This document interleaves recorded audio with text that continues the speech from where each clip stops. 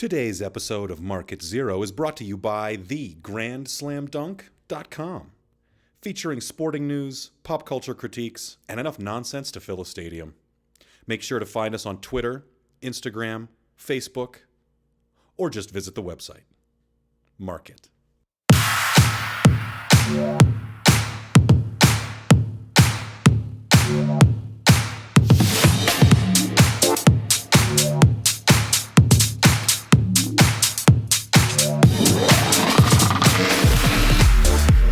Welcome back and welcome home to the Market Zero podcast. Thanks for tuning in. We are coming at you. We got a special show today. We actually have 3 mics set up right now. We are plugged in with 3 mics. I've got Big Mike with his mic to my left. How you doing, Big Mike? Doing well this morning, sir. Yourself? I'm doing great. I am doing fucking great. And again, cross country from the southern den, we have Uncle Ben. How you doing, Ben? I'm so excited for the Triple Threat podcast we got going on today. You have no idea. It's about to be awesome. It's exciting. It's very titillating. We have assembled 3 microphones today for a wrap-up. We're going to try to crank out the rest of the preview shows, I think, today. We have been doing individual divisions with the AFC up till now. We finished that up with the last pod. We did the North and the East together. And I think now we're going to do a huge NFC Super Preview podcast. How does that sound, fellas? Sounds like That's money. what I'm talking about, baby. All right, so we've got NFC previews coming up. Again, this is the Market Zero podcast. Be sure to check us out on Twitter, iTunes, Instagram, Facebook, and YouTube. Make sure to search us on YouTube so you can find us on YouTube. The YouTube channel. So let's get into it, boys. We had some big injury news that's going to change things up quite a bit. Teddy Bridgewater, dislocated knee. Two-step. Teddy two-step is not two-stepping anymore. One of those steps, they broke. It broke. Dislocated knee, fully torn ACL. Pretty horrific injury. Sounded like people were pretty shook up at practice. Right. No, and I guess what I heard about it was a non-contact injury. So if and I haven't seen any video on it. I don't particularly need to see any video of someone dislocating and shredding every ligament in their knee. But that's a big blow to the Minnesota Vikings. Because now they're left with Sean Hill at quarterback, and that's not that's not a Sean good Hill, situation. the same Sean Hill.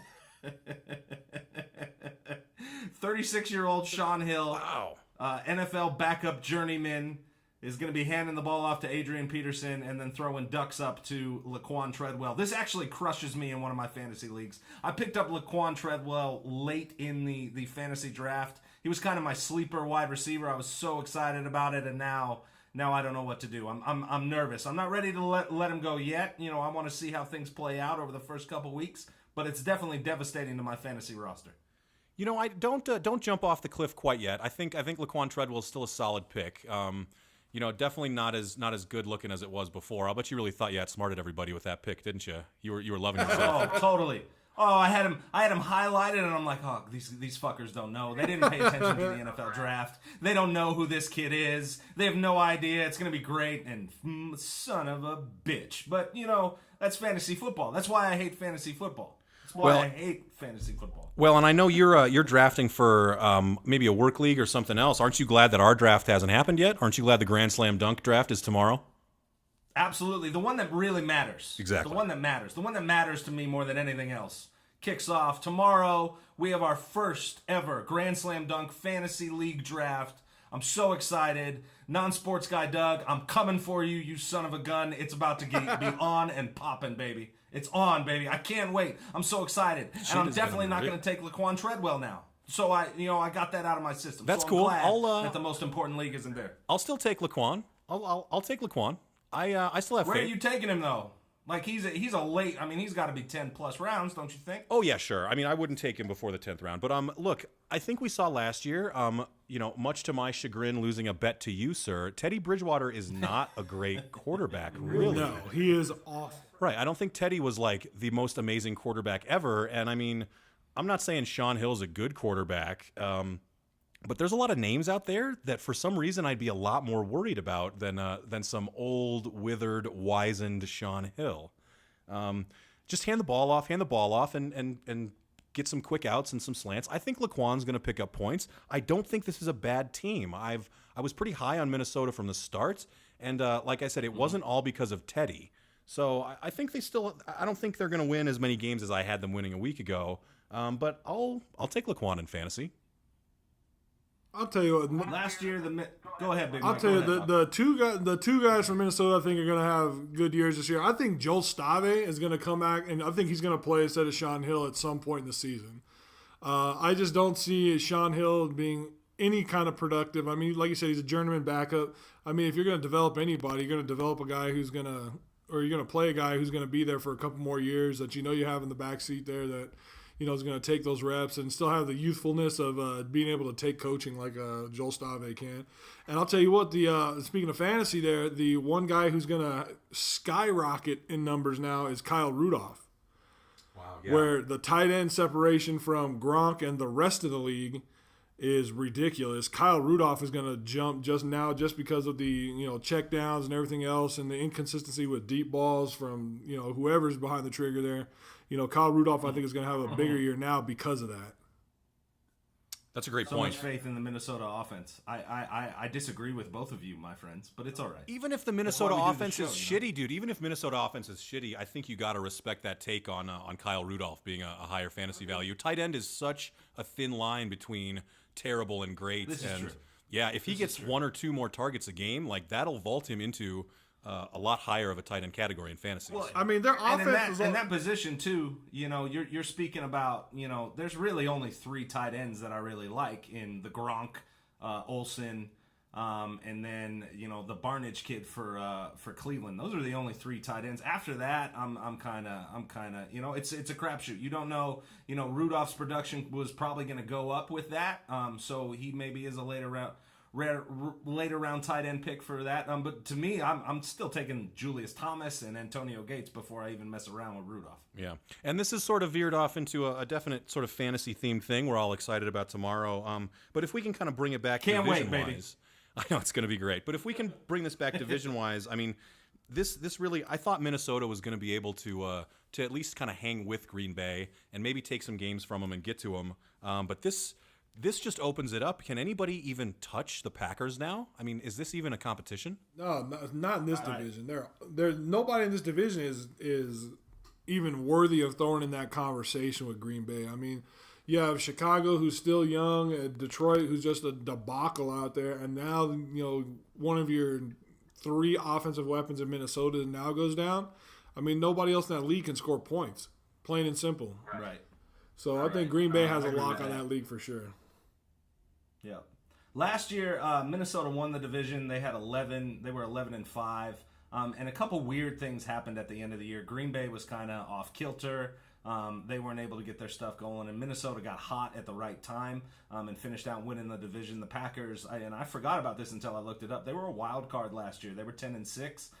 Detroit was 7-9, and Chicago rounded out the bottom 6-10. Right now, OddsShark has the lines, the Bears line, and this may have changed. I haven't looked up since the Bridgewater injury, but they had the Bears 7.5 games over under, the Lions 7.5, the Packers are 10.5, and the Vikings were 9.5 before the Bridgewater injury.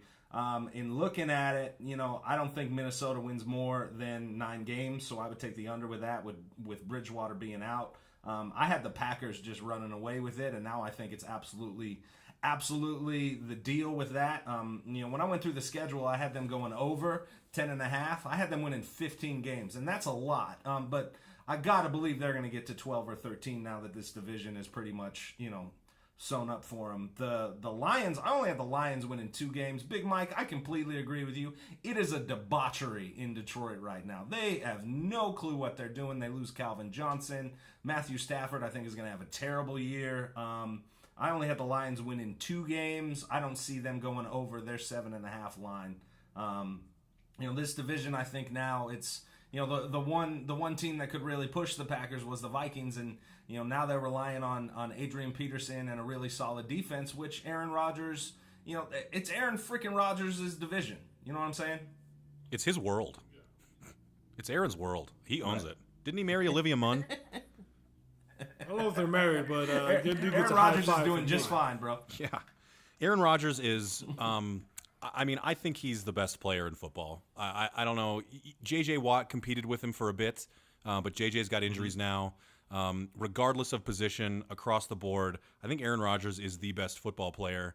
And the Packers, they had such a fluke year last year. I can't believe you said that, Ben, that they were a wild card team. They never felt like a wild card team in your head when you think about them.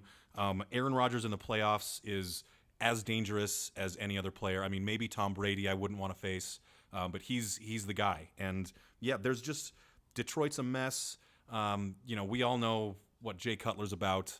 I got no faith in the Bears to do anything at all. They look like they're a mess just as bad. We saw some preseason stuff out here in Denver, and they look like a train wreck. So you've got mediocre knucklehead quarterbacks that can't figure it out. You've got no-name coaches. And then you've got Aaron Rodgers. And, hopefully Eddie Lacy's not 300 pounds anymore. Hey, and Green Bay should run. Exactly. Eddie Lacy dropped, what they said, like 30 pounds in the offseason. Looks good, running hard. And you have to also consider Green Bay, they're going to be healthy this year. I mean, last year they had, 4 receivers go down. They're all hurt and everything Insane else. injuries. Yeah, Horrible just ridiculous. Luck. The worst luck. I mean, he didn't even have a single starter, starting receiver that had at the beginning of the year by the end of the year. I mean, Jordy Nelson, Right. Jordy Nelson's healthy. Jordy Devontae Nelson got Adams hurt. healthy. Randall Cobb was banged up. They had James Jones. They signed off the street. The hoodie that is James Jones. He's the only guy I've seen in professional football that they allow to wear the hoodie over his name. That's adorable. With having Jordy Nelson, I think Jordy Nelson is the big key for him. That was the thing that was kind of their Achilles heel last year, was they didn't have that guy that could push it deep. Randall Cobb's great running the underneath routes and running the screen routes, but you have to design plays for Randall Cobb. You can't just tell him, hey, it's 3rd and long, go deep and we'll toss it up to you. But you have that guy in Jordy Nelson. And I know he's coming off, an ACL injury, but ACL injuries aren't what they were 10, 15 years ago. Sorry, Grant. I'm sorry. I'm really sorry. But guys come back, much quicker than they used to. You know what I'm saying? Yeah, I'll tell you, the one thing that I think is going to be a huge pick, a good value pick for fantasy there is going to be Jared Abbrederis. I mean, he had a great year last year for Green Bay. I think he's going to do good. And one of my favorite guys in the NFL, Richard Rodgers, my boy Biggie from back in the day. The tight end there, his dad was Richard. His dad, Richard Rodgers, was one of my coaches at New Mexico State back in the day. And we used to call him Biggie back in the day when he was a little dude. But hey, now he's doing big things out there. And plus, they have the best offensive line in that division, hands down. And I mean, they got Brian Balaga, TJ Lang in there is going to be healthy again this year. And I mean, David Bakhtiari, as long as he stays healthy, old Colorado CU guy there, as long as he stays healthy, they're going to be awesome this year. Awesome. And I'm going to tell you what, they're going to put up every bit for everybody in the NFC to try to face them this year. I think they're going to win the NFC for sure. So, I think let's go ahead and mark that. Green Bay Packers, more than likely the division winner in the North. Mark it. So I think, I did check out some lines for Minnesota. Like you said, Ben, the line for over-unders on Green Bay is 10.5 right now. I think that's a pretty solid over bet. That might be one of the best bets. Yep. Minnesota was at 9.5. They only got adjusted a game and a half downward. So they were at 8 wins when I looked at Bovada yesterday post-Bridgewater knee explosion. So... they're only saying that Teddy's good for a game and a half, which that feels about right. I think that's probably where they're at. I still would stay away from betting that though. There's just because the division's so top heavy, and they do have the best returning defense.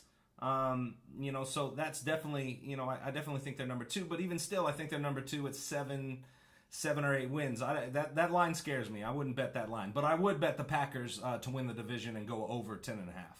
Yeah, I would take the Packers. You're not going to get a very good price on the Packers to win that division, but that is the bet. I had Minnesota winning upwards of 12, 13 games this year. I was probably a little starry-eyed, but I think they're still going to do okay. But yeah, I might take the over on 8, but it's only going to be 9 or 10 wins, I think. Right. No, I'm with you. Hey, can we move to my favorite NFC division? Can we move to that one? Well, what's your favorite division? My favorite NFC division is the drama-filled NFC East. Oh, great. The diva-filled, From owner to the ball boy, it seems like every single team in this division either has some guy on a reality show, some quarterback diva. It's just a mess. The coaches, all of it. It's just an absolute mess. And I love watching it just blow up every year. It's fantastic. Last year, if you can believe such things, the Washington Redskins won this division. You like they that? They were 9-7. You like that? You like that? The football team out of Washington, 9-7, NFC champs. In second place, if you can believe such things, was the fucking Philadelphia Eagles. The Chip Kelly led and no longer Chip Kelly led Philadelphia Eagles were 7-9. The Giants were 6-10, and the Dallas Cowboys, America's quote unquote team, was 4-12, rounding out the bottom of the division. Thoughts, gentlemen? Yuck. Right. Garbage. I don't see it getting any better. I don't see it any better. No. I don't think so either. It's there's too much bullshit in this division. You know, there's way too much bullshit in this division, and I think everybody's really high on Ezekiel Elliott coming out of the Cowboys and running behind arguably one of the best offensive lines, and that's certainly, you know, a good thing. And everybody's all, you know, Cowboy fans are all in with Dak Prescott and what they have going on there. But I just don't see the Cowboys being any, even with having Tony Romo back there, who, you know, it's funny, the Cowboys are living out the Al Pacino movie Any Given Sunday. Like, they're living out that narrative, right? You know, you have the old quarterback who's hurt and he's jacked up on painkillers, and then you have this new kid coming in there who's wild and can run around. It's just a drama-filled division. Yeah, it is. It's ridiculous, man. I had Dallas going 8-8 with Tony Romo. Their Bovada projection was 9.5. I had unders on every team in this division. So even with fully healthy, I had them winning the division at 8-8. Like, just terrible. So without Romo, I mean, I got to knock them back. I think the offensive line is still good, and I think they can run. But, I mean, I don't know. I am terrified that Dak Prescott is going to be a competent NFL quarterback. I am absolutely terrified that he's not going to suck. Dak Prescott is amazing. I think he's going to be good. That's the problem. I don't want him to be. I am terrified that he will be a serviceable quarterback. It's my worst nightmare. You think he's going to be like Russell Wilson for the Seahawks, late round pick, all of a sudden comes in and is the savior of the franchise? He could be, man. I remember when Dak was running around, there was a time in college when he was talked about for a Heisman Trophy, and he was supposed to be, without a doubt, a number one draft pick coming out. So there's obviously something there, and he's played decent. He's a big dude. He's an athlete. I have this nightmare scenario that he's going to be the savior, and they're going to run out right off into the sunset.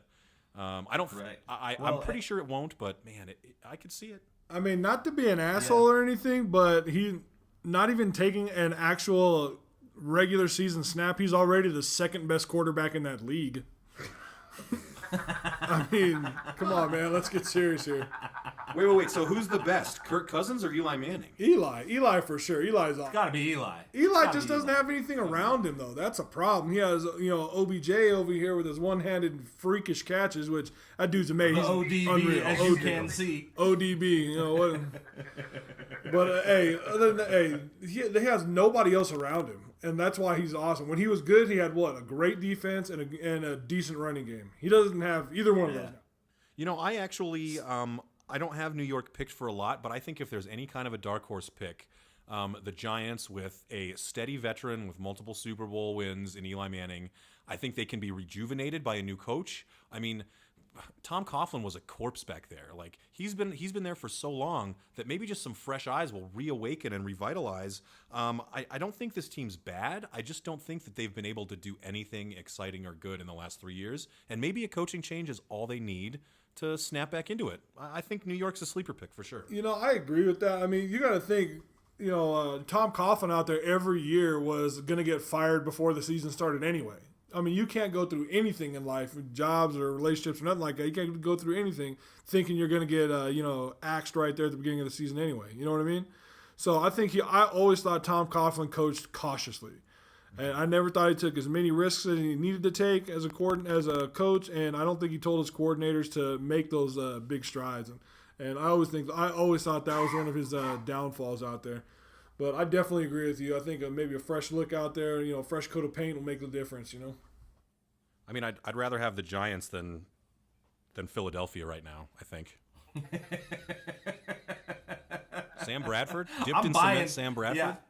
Hey, you mean Chase Daniels? I'm buying New York Giants stock, fellas. I'm buying New York Giants stock. I think they're going to win the division. I think they're going to win 10 games.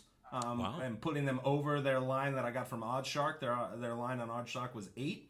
I think they're going to win 10. I think the Giants win this division. I think Washington having to play a first-place schedule is going to hurt them. I'm not a believer in you got that Kirk Cousins. I think he has a down year. I don't think the football team in Washington is as good as they think. You think they Kirk are. peaked? I don't believe he peaked. He couldn't have peaked yet, right?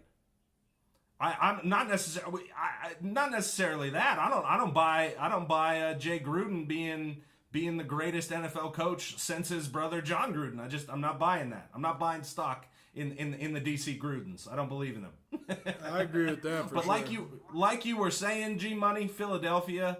What is going on in Philadelphia? When I went through the schedule, the first time, this was the only team that I redid schedules with. Because I was like, there's no way this can be. I had them winning 1 game the first time I went through the schedule.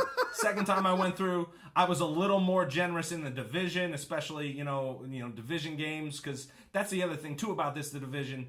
When you get into the season and you think about that, division games are really important. These guys just beat the shit out of each other.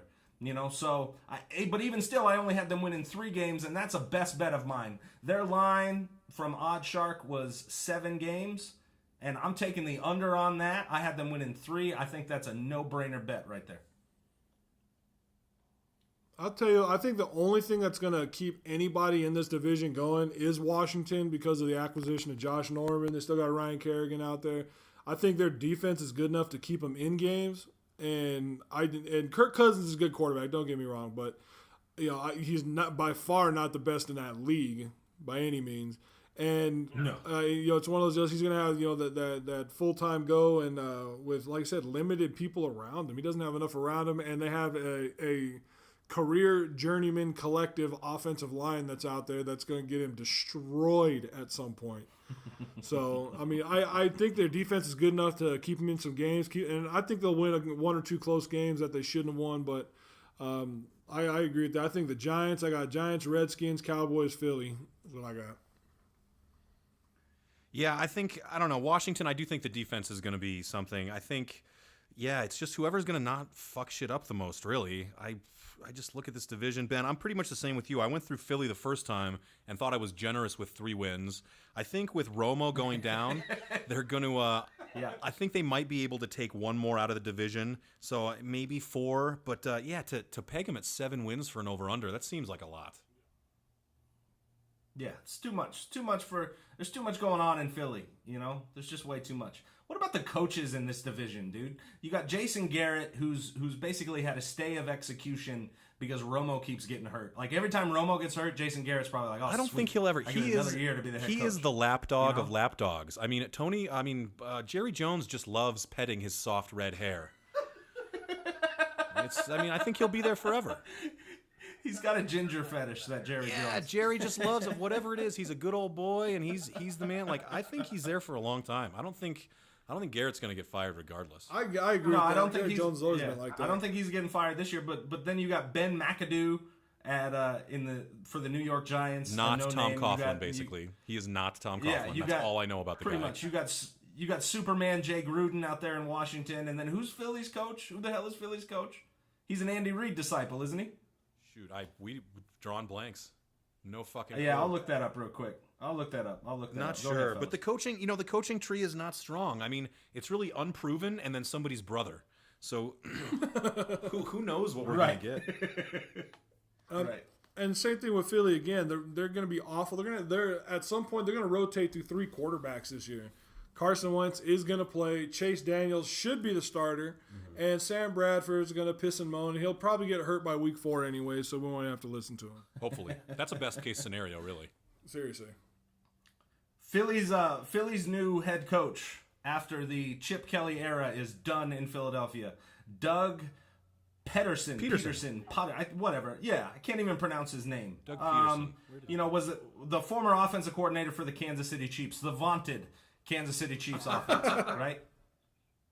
Yeah, so that division's pretty terrible. Not looking for too much out of that. Of course, ESPN will show all of these teams all of the time because of the I-90 corridor and the Dallas Cowboys. The I-90 corridor. But, whatever. Right. Whatever. Right. So anyways, let's move on to an actual good division. Which one do you want to do, West or South? Well, I think the best division in the NFC is the NFC West. You have the Arizona Cardinals, who won the division last year, 13-3. The Seattle Seahawks, who were a wild card team, they were 10-6. With still that very salty, nasty defense that they still have. They're still alive and kicking. They lose pieces, but they still manage to hold teams under points and play really good out there. And then you have the now Los Angeles Rams, who were 7-9 in St. Louis last year, and then rounding out the bottom, the San Francisco the San Francisco 49ers were 5-11 last year. Aside from really it's a two-team race in this division, but I think that they're that good in Arizona and Seattle. Oddshark has the lines with Arizona at where are we at? There it is. Arizona was at 10 wins over under. I had them winning 12. Seattle was 10.5. I have Seattle winning 12. The Rams were 7.5. I have them winning 7, so I take the under on that. And then the 49ers were 5.5. I actually think they're going to go under there. I only had them winning 5 games. Again, I do think this is the best division in the NFC, but it's really, you're talking about 2 teams here, Yeah, totally agree. I think the bottom is going to be pretty bad. I think San Francisco is a mess. I don't have a lot of faith in Chip anymore outside of college. Pains me to say. Are you off the bandwagon? You're off the bandwagon. Wow. You got to be, man. You got to. If he can resurrect Colin Kaepernick's career and make some noise in what you said is the best division in the NFC, then come back and we'll talk. But absolutely. But right now, he has not been a competent NFL coach. He's got his work cut out. I mean, the San Francisco's full of a bunch of no names. If you think about 5 years ago, all of the big time names on defense they had, all of the players they had, stars, and now they're totally different. They're in a new stadium. They don't have an identity. Nobody really knows what the fuck's going on. And their owner's an idiot. Their owner's an idiot. Yeah, and Colin Kaepernick's not standing for the national anthem, and I'm not sure anybody really cares. Have you guys heard about this? You heard about this? Have you seen this? Yeah, I've heard about this. My deal with Kaepernick here is, there's a bunch of trade rumors going around that they may just not even trade him, but just release him. Release him. And now, people are saying, well, because he does stand for the national anthem, his productivity has gone down so much in the last 2 years. Off a cliff. He's terrible. And his only hope in San Francisco to be worth a shit anymore is to play for Chip Kelly. And now he's trying to just throw all that in the dumpster, man. I just can't believe what this guy's doing right now, man. I mean, if you lose out a job to Blaine Gabbert, a guy who's been a backup for 3 years, come on, man. Let's get serious. No, I agree, man. San Francisco's a mess. Los Angeles. What do you guys think of the Rams? Playing out in Los Angeles now. I think they got talent. I thought they just released and traded off too much of their defense, man. That's what killed me. I mean, their defense was what kept them in games. Their offense was garbage. I mean, Kenny Britt is your best receiver out there. No knock to Tavon Austin, but Kenny Britt is who did the majority of their work last year. Their grunt work out there. Mm-hmm. And I mean, Case Keenum, really? And then Jared Goff's been hurt 6 times already in the preseason. I mean, this guy's made out of glass. Sam Bradford 2.0. Come on, man. And you're just wasting picks out here. And once again, when we talked pre-draft, I said Jared Goff, not worth the money. I just want to make sure we reiterate that I said that before, not worth the money. Hey, if you say that, though, is Carson Wentz worth the money? Carson Wentz is, because he's not a starter. He's not forced to start. He's 3rd on the depth chart right now. That's fair. And he's in Philly, and there's almost zero expectation in Philly right now anyway. So Carson Wentz, I think, is in a great position. Jared Goff is going to be forced to play, and it's going to be. And here's the thing with the Rams. They have Todd Gurley, and Todd Gurley looks the part. He seems like he is going to mess around and be the best running back in the NFL this year. So they have that. So if he has a ridiculous year where he's rushing for 1,900 yards, that's going to be really tough to beat. And I do think he's that good. I really think that he has the potential to be something special on the level of Adrian Peterson in this league. I'll tell you, I think their X-tier O-linemen, Roger Sofield and Greg Robinson, I think those are two great O-linemen. I think their interior O-line guards and center, I just think are not up to par for him to be able to run like that. I mean, that's just I just honestly believe that the games are won in the trenches, and I just don't think interior-wise they don't have it. I think if anybody is going to be able to overcome poor line play, it's going to be Todd Gurley. There are few backs in the league that can run against a stacked box and can run against shitty line play. Adrian Peterson is the one that we've seen who has really been doesn't matter who his line is, doesn't matter if they load the box, he's going to get his yards. And I think Todd Gurley is like that too. I think it might not be pretty and it might be ugly, it might be grinding, but I think he's going to crank out his monstrous, 3-4 yards in a cloud of dust. He's going to get 100 yards. I don't know if it's going to help them win games, but I know for fantasy it's going to be great and it's going to be impressive to watch. So yeah, Gurley is the thing to pay attention to on that team for sure. But no offense, dude. Any league games against Arizona or Seattle, he's not Those getting anything. Those defenses are so stout. Yeah. Disgusting. You're right. And fast. I just don't think he's gonna have anywhere to run. But I don't know. I think Seattle. I mean, for as much as I love Arizona, love Carson Palmer. I just still think it's still Seattle's league to lose. I think still, as long as they stay healthy, as always, they stay healthy. That defense comes back with that, ferocity and that tenacious attitude that they have. I just think it's Seattle's league to lose, man. I think it comes down to this. I'm taking Russell Wilson over Carson Palmer every fucking day of the week. That's it. Mark it. I agree with that. That's it. I hate to agree with that, but I do. I love me some Carson Palmer, though, man. Can't go against them USC boys, man. Oh, fucking Trojan bullshit, man. Him and Reggie Bush suck. Here's the thing about Russell Wilson that is so maddening to me. He runs around and plays backyard football, and he does it better than anybody else. I mean, I guess you could argue maybe Cam Newton is no, just Aaron as Rodgers good. is better. Aaron Rodgers is the best at running around. In terms of backyard football, in terms of running around and scrambling around and getting yards, you take Aaron Rodgers over Russell there? Yes, without a doubt. Okay. Here's the thing, though. Seattle runs they run. I don't understand how NFL defenses haven't figured this out, because he's been doing it for the last couple years, where they either go play action or they bootleg, and then he throws away from where he sprinted out or where he's bootlegged, and there's that crossing route that just comes open on the backside every single fucking time. It always seems like that is there for him, and it's just the Hail Mary play. Seattle gets that play all the fucking time. I'm buying Russell Wilson stock. I think he's the best quarterback in this division over Carson Palmer. I think we've seen Carson Palmer. I think he's a great regular season quarterback, but he will throw the soul-crushing interception whenever it matters. He threw 3 last year. It wasn't just one; it was 3 last year. Yeah, so I think Arizona, top to bottom, may have more talent. I think you can say that now, that Arizona, top to bottom, has more talent than Seattle, but Seattle's grizzled.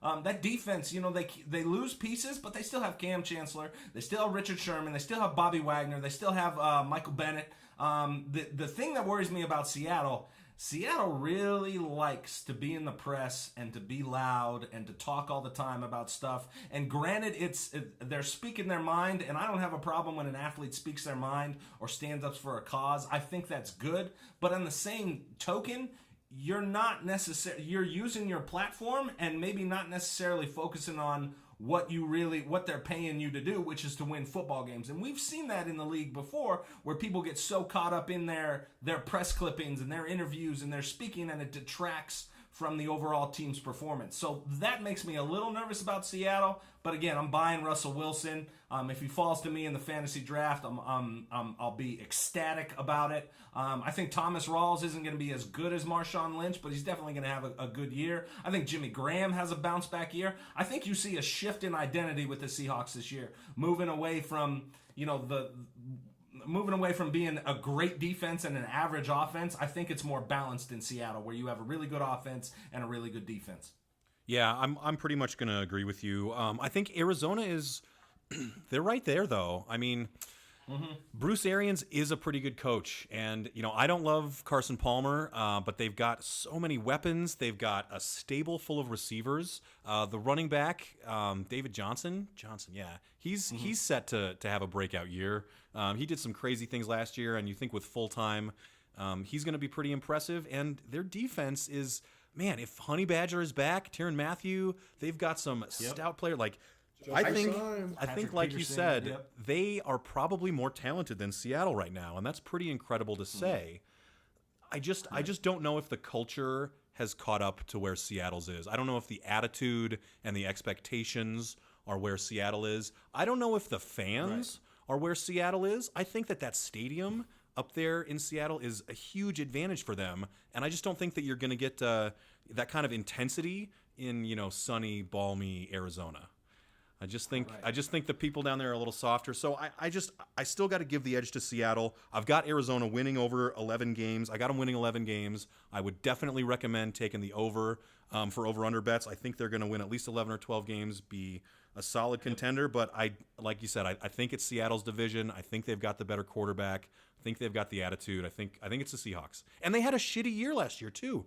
We were saying both of those teams, Green Bay and Seattle, were wild cards in this division. Right. Whoa. Both teams really unlucky with injuries. Both teams had some hard breaks. I don't expect them to be wild cards again this year. That's for sure. And I think that Seattle.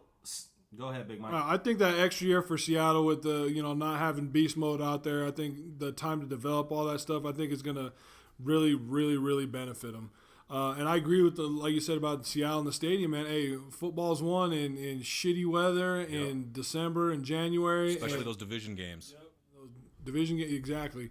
And like you said, they're nothing like going from the desert to snow and ice. So, hey, I definitely got to pull on Seattle for that one. Well, it sounds like we're pretty much in agreement. Shall we go ahead and mark it? Mark it. So that just leaves the the NFC South. We've got returning Carolina Panthers. Ben, you got the records from last year for us? Fuck Cam Newton. Mark that shit. That's marked. Big Mike coming strong. The grand slam Cam dunk Newton. take of the day. Fuck Cam Newton. Hey, that dude is ridiculous. I have 100% respect for that dude's ability. I just don't like him. There you go. I just don't. I mean, Sure. same thing in my DJ LeMahieu argument. I just don't like him. The guys out there played a garbage-ass schedule last year and got that ass whooped. Not just beat, but got that ass whooped when they played the Donkeys there in the Super Bowl. Okay. No, and I understand that Cam Newton is, my friends that I'm speaking to in Denver right now have issues with Cam Newton, and I understand that. Let me just go ahead and say that Cam Newton led the Carolina Panthers to a 15-1 record last year. He was arguably the best quarterback in football during the regular season, day in and day out. He won an MVP. Had a bad game in the Super Bowl, had an even worse press conference. I think he's been beaten up a little bit. I think you see Cam Newton on a mission. I think he comes back and Carolina wins that division again. Because when you look at the division, after that, Atlanta was 8-8. The Saints were 7-9, and the Bucs were 6-10, a young Tampa Bay Bucs team. So I definitely think it's Carolina. They were 8-0 at home last year. Had a really, really good season. Obviously, they made it to the Super Bowl. I think Cam Newton. I don't think people give Cam Newton enough credit as a football player. I really don't. I think they get wrapped up in all his celebration shit. And then his press conference, which was a bad press conference. They give him a lot of shit with that. With that being said, their over-under line from OddsShark was 10.5. I have them winning 14 games. I think they win the division. I take the over on that. That's a best bet for me. I like that. I'll agree with you on the over on that. Like I said, I just don't like Cam Newton. And not for the fact of all the celebration and shit that he does. Because like I said, athletically, dude's amazing. Unreal. But my whole thing is like you're talking about his interviews and stuff, his immaturity still. That's what still gets to me. When you need yourself to be, and your organization needs you to be that elite quarterback all the time, you have to be able to focus on those kind of things. And I just still don't think he has. He's still a young guy still, and I'll give him the benefit of the doubt on that part. That he's still a young quarterback and stuff, but I mean, I hope he just grew up and matured a little bit and can lead them through those tougher games against better opponents. I just hope that schedule's not as shitty as it was last year, though. Well, that's a big deal because with a first-place finish, they are going to have a much more challenging schedule. And one thing that I worry about, too, is the Super Bowl hangover. Losing a Super Bowl is one of the hardest things to bounce back from. We see it year in and year out. Teams that come up short, they really fall on their face the next year. I think that Carolina's better than that. I think top to bottom, they are more talented than to just slip up. But, I mean, that's a real thing that we see. So I think that is some concern that you have to have. I think that Cam, it's going to be on him. If he can grow up and if he can mature and if he can put the season behind him and play well, then they're going to be great. But I think Cam could have a tough couple starts, might throw some interceptions, might put that towel over his head and sit at the end of the bench and not say anything. And if that happens, then I think Carolina could be in trouble because right behind him is Drew Brees, who is a seasoned veteran who has won a Super Bowl, not just gotten to one, that if given the opportunity, I think will take this division back. So I think New Orleans is definitely a threat, and that Super Bowl hangover is real. It's my main concern with Carolina. I'll tell you what, the biggest asset that Cam Newton has is Luke Kuechly. Yes. What a dude is man. A monster. Kuechly is a man. He is unreal. I mean, that dude can just flat out play. And I think he just anchors that defense that is so stout against the run. And I think that's what their combination of what they have is why they're going to win all these games, stuff like that. And I truly believe that Carolina is collectively the best team in the NFL, offense and defensive wise. I do have to give them that. Top to bottom. Top to bottom because they play great defense. They can score on offense. They can do those kind of things. I just hope that it all comes together with the leader right there behind the trigger, man. So I'm not necessarily buying the New Orleans Saints and Drew Brees the way that you are, G-Money, but I do think there is a team in this division that's going to sneak up and at least give the Panthers a challenge, and I'm buying the Tampa Bay Buccaneers and Jameis Winston leading the way and kind of having a breakthrough year. The Bucs over-under is at... Yeah, man, no, I'm all about it. The Bucs line is at 7 from OddsShark. I had them winning 9 games. Again, not great, but I think that's enough to have them be the second best team in the division. I'm not buying the Atlanta Falcons. I don't think Matt Ryan's good. I think Julio Jones makes him look better than he actually is. And the Saints, their big problem last year, Simmons talked about this on his podcast yesterday. Their big problem last year was on defense, and their big free agency acquisition was Kobe Fleener at tight end. So they didn't really do anything to shore that defense up. Wait, didn't they get rid of Rob Ryan? Sure. Didn't they get rid of Ryan? Isn't that subtraction or addition by subtraction? That defense is going to be amazing because Rob Ryan's not fucking it up now.